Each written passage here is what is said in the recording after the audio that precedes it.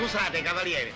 Errante, mio scudiero. Sono un cavaliere errante e all'epiteto ci tengo. Spero anzi nelle mie future gesta di poter accumulare altri epiteti.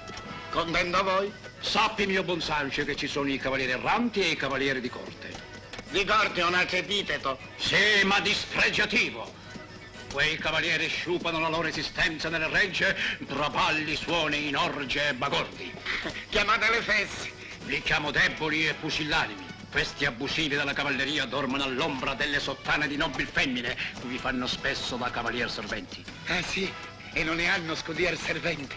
No, e non hanno nemmeno dignità e onore, perché rinunciano a quella gloria che io vo cercando per offrirla alla più nobile, alla più bella, alla più gentile delle donne, a donna Dulcinea del Toboso.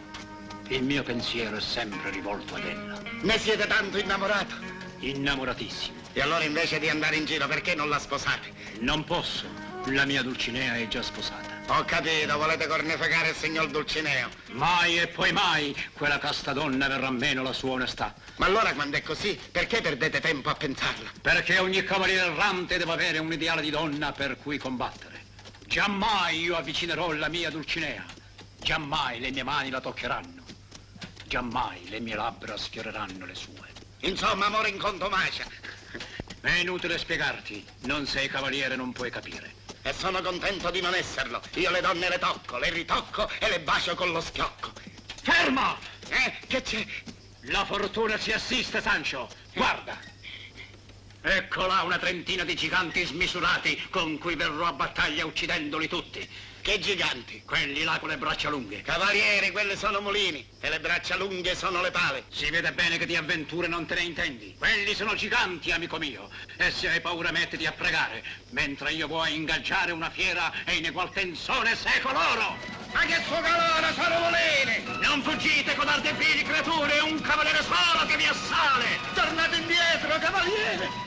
Anche se muoveste più braccia del gigante briareo me la pagherete! Fermatevi! Tornate indietro! A te, Dulcinea del Toboso, offro le catombe di questi mostri! Cavaliere! Cavaliere!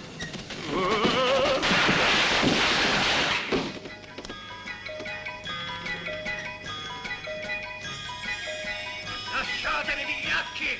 30 giganti contro un cavaliere normale! Addio, mi sono giocato il cavaliere. Vai! Non vi muovete! Arrivo!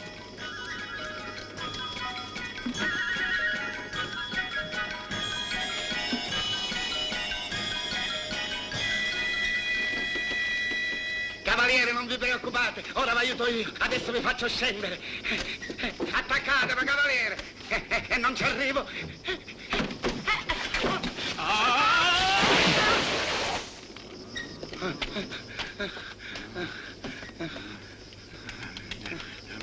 Nei, piano con quelle manacce.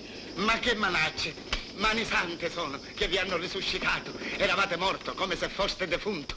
Non saranno certo quei miserabili giganti a togliermi la vita. E redalla con i giganti, mulini sono. Adesso, prima erano giganti cambiati in mulini dal mio grande nemico, il mago Trascone. Che gli avete fatto a questo frescone? Nulla. Odia tutti i cavalieri che fanno del bene perché è un genio del male.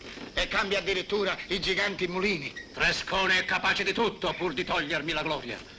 Guardate, un gigante ha partorito.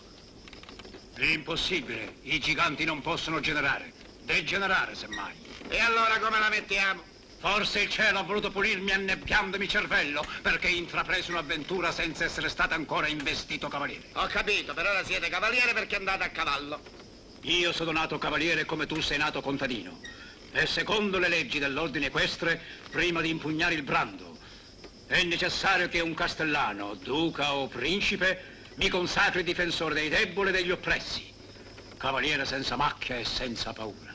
A me fatemi consacrare solo scudiero senza macchia, perché da paura ne ho tanta. Andiamo in cerca di un castello. Devo farmi investire in mantinello. Andiamo.